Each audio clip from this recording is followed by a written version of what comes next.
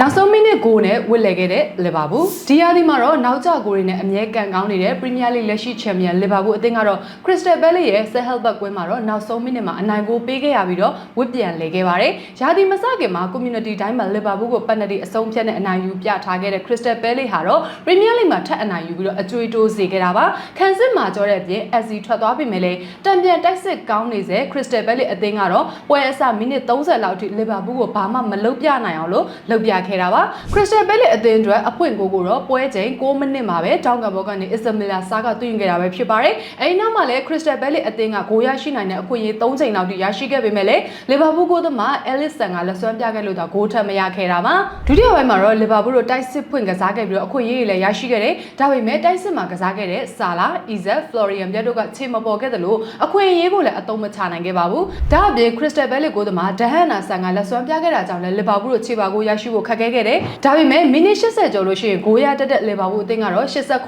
မိနစ်မှာလူစားဝင်ကစားသမားခီရီဆာရဲ့ဂိုးနဲ့ပြန်လာနိုင်လို့ဒီပါဖြစ်ခဲ့တယ်။ဒါပေမဲ့ဒီယာဒီပရီးမီးယားလိမှာခြေစွမ်းပြနေတဲ့ခရစ္စတယ်ဘဲလီအသင်းကတော့လီဗာပူးရဲ့တိုက်စစ်ကိုတောင့်ခံနိုင်အောင်သာမကပွဲပြီးကန်ဒီနာကျင်ချိန်မှု9မိနစ်မှာလည်းအနိုင်ဂိုးကိုရရှိခဲ့တာပဲဖြစ်ပါတယ်။အဲ့ဒီဂိုးကိုအာဆင်နယ်အသင်းကနေပြောင်းရွှေ့လာခဲ့တဲ့လူစားဝင်ကစားသမားအယ်ကတီယာကသွင်းယူခဲ့တာဖြစ်ပြီးတော့အယ်ကတီယာရဲ့ဂိုးကနောက်ဆုံးမိနစ်သွင်းကိုဖြစ်လို့လီဗာပူးအသင်းကဘာမှမလုပ်နိုင်တော့ဘဲနဲ့ပွဲပြီးမှအရှုံးပေးလိုက်ရတာပဲဖြစ်ပါတယ်။ဒါကဒီယာဒီမှာနောက်ကျကိုရီနဲ့တောက်လျှောက်ကန်ကောင်းနေတဲ့လီဗာပူးအတွက်ကတော့ဝစ်ပြန်လဲခဲ့တာလို့ဆိုရမှာဖြစ်ပြီးတော့အရင်ပွဲတွေကဂိုးဆရတတ်တဲ့လီဗာပူးကဂိုးဆပေးရတဲ့ဒီပွဲမှာတော့အရှုံးရလနဲ့တိုင်ရင်ဆိုင်ခဲ့ရတာပဲဖြစ်ပါတယ်လီဗာပူးအနေနဲ့အခုရှုံးပွဲကြောင့်ပြိုင်ပွဲစုံ100ရာခိုင်နှုန်းနိုင်ပွဲဆက်တဲ့စံချိန်ရပ်တန့်ခဲ့တယ်လို့ဒီယာဒီမှာပထမဆုံးရှုံးပွဲနဲ့ရင်ဆိုင်ခဲ့ရတာလည်းဖြစ်ပါတယ်ခရစ္စတယ်ဘဲလီအသင်းကတော့လက်ရှိပရီးမီးယားလိမှာရှုံးပွဲမရှိတဲ့တသင်းနဲ့တော့အသင်းအဖြစ်ရပ်တည်နေပြီးတော့လီဗာပူးနဲ့နောက်ဆုံးတွေ့ဆုံခဲ့တဲ့10ပွဲမှာတော့9ပွဲထိကိုကြည့်အောင်ခဲ့တာပဲဖြစ်ပါတယ်စနေနေ့အစောပိုင်းမှာကစားခဲ့တဲ့ပရီးမီးယားလိပွဲစဉ်တွေထဲမှာအပေါ်အသင်းတွေဖြစ်ကြတဲ့ Manchester United, Liverpool, Chelsea